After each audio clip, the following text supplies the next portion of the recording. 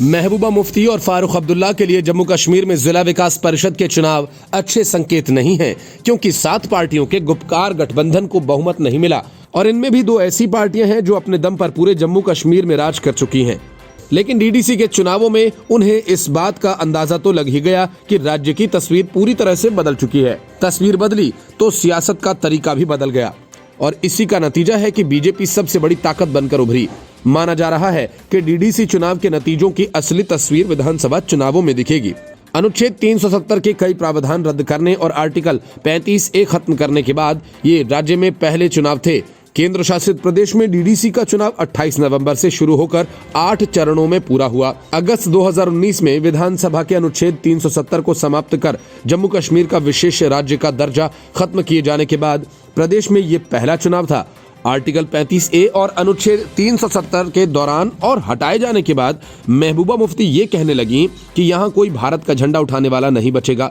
फारूक अब्दुल्ला चीन के शासन की बात करने लगे और कुछ ने तो लोकतांत्रिक प्रक्रियाओं से ही दूरी का मन बना लिया था।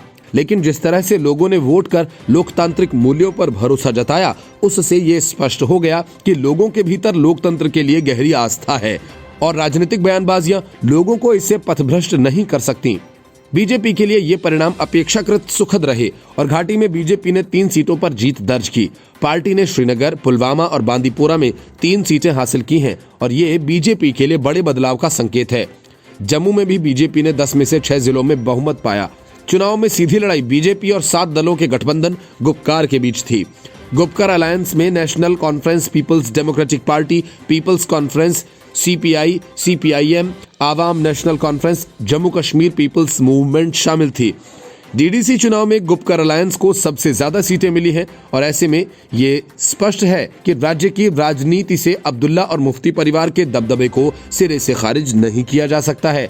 इस चुनाव में निर्दलीय तीसरी सबसे बड़ी ताकत बनकर उभरे हैं। बीजेपी का दावा है कि सभी निर्दलीय बीजेपी के साथ हैं, लेकिन नेशनल कॉन्फ्रेंस ने कहा कि ऐसा कहकर बीजेपी नेताओं की खरीद फरोख्त करना चाह रही है। निर्दलीयों में उन नेताओं की संख्या अधिक है जो अलग अलग दलों के बागी हैं और उन्हें डीडीसी चुनाव में टिकट नहीं मिले थे।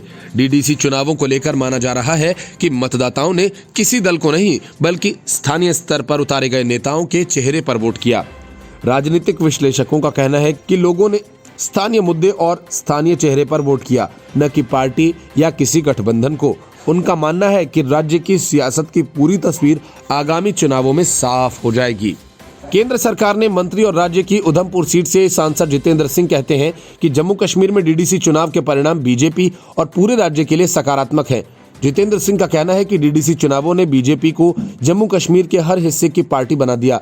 कश्मीर में भी पार्टी की सफलता एक सुखद संकेत है।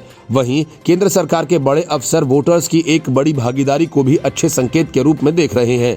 कश्मीर घाटी के जिन इलाकों में पंचायत और लोकसभा चुनाव में बेहद कम वोटिंग देखने को मिली थी, वहां डीडीसी चुनाव में पहले की अपेक्षा अच्छा वोटर टर्नआउट देखने को मिला।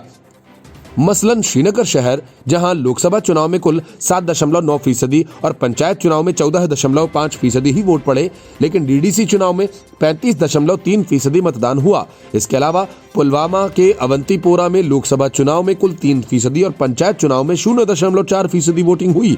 इसकी अपेक्षा डीडीसी चुनाव में 9.9% वोटिंग हुई। Bureau report, news of India.